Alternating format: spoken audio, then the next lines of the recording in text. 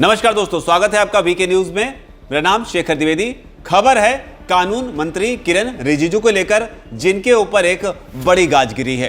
कानून मंत्री के पद से उन्हें हटा दिया गया है। अर्जुन मेघवाल को अब ये कमान दे दी गई है, जिसके बाद अब हर ओर ये चर्चा हो रही है कि आखिर ऐसा क्या हुआ कि अचानक से किरण रिजिजू को उनके पद से या उनके मंत्रालय से हटा दिया गया। तो इसे लेकर कई सारी वजह जो हैं अब वो सामने आ रही हैं। आपको बताते हैं क्या है पूरी खबर। केंद्र की मोदी कैबिनेट ने बड़ा बदलाव करते हुए किरण रिजिजू से कानून मंत्रालय वापस ले लिया है। उनकी जगह अर्जुन राम मेघवाल को कानून मंत्रालय का जिम्मा दिया गया है। सूत्रों के मुताबिक जो खबर आ रही है उसके मुताबिक यूनिफॉर्म सिविल कोड लागू करने में देरी, न्यायपालिका से सार्वजनिक टकराव जैसी कई चीजें थी, जिसे लेकर प्रधानमंत्री उनसे नाराज थे, जिसका खामियाजा रिजिजू को भुगतना पड़ा है। केंद्र सरकार यूनिफॉर्म सिविल कोड को लेकर बेहद गंभीर है। इसे लेकर कई बैठकें भी हो चुकी हैं। बीजेपी के जो राज्य हैं, बीजेपी शासित राज्य जो हैं, वहां पर इन्हें लागू भी किया जा रहा है। इस कानून को देशव्यापी लागू करने का जिम्मा जो है वो कानून मंत्रालय को सौंपा गया था, जिसमें लगातार देरी हो रही थी। और अब माना जा रहा है कि इस बात को लेकर प्रधानमंत्री काफी नाराज थे। इसी नाराजगी का खामियाजा रिजिजू को भुगतना पड़ा है।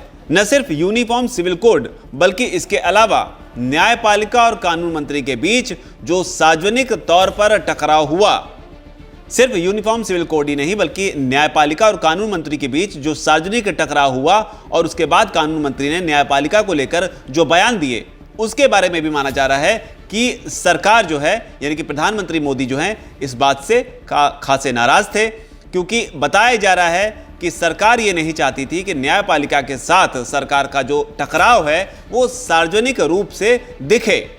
हालांकि यहाँ पर एक खास बयान की भी चर्चा हो रही है, जहां उन्होंने कहा था कि कुछ रिटायर्ड जज करीब एंटी इंडिया ग्रुप का हिस्सा बन गए हैं। इसके अलावा रिजिजू ने यह भी कहा था कि सुप्रीम कोर्ट में जनता का प्रतिनिधि जरूरी है, लेकिन कुछ लोग खुद को संविधान से ऊपर मानते हैं। इसके बाद 90 रिटायर्ड अफसरों ने कहा था कि रिजिजू के बयान सुप्रीम कोर्ट पर हमले जैसे हैं। तो ये जो स्थिति पैदा हुई, इससे सरकार का जो आला कमान था, जो प्रधानमंत्री मोदी थे, वो बताया जा रहा था कि नाराज थे, जिसके बाद ये फैसला लिया गया।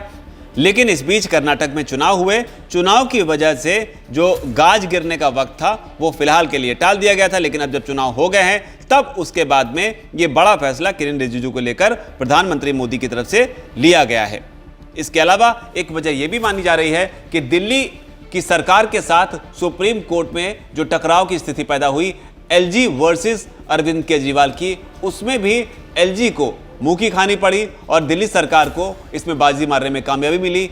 इससे भी जो आला कमान है वो आहत है। तो इस तरह के दावे भी किए जा रहे हैं। लेकिन इस बीच अर्जुन राम मेघवाल, जिनको कमान दी गई है कानून मंत्रालय की, उनके बारे में भी कहा जा रहा है कि चूंकि अब राजस्थान में चुनाव होने वाले हैं, इस लिहाज से उनको प्रमोशन दिया गया है, जिसका राजनीतिक लाभ जो है वो राजस्थान में मिल सके।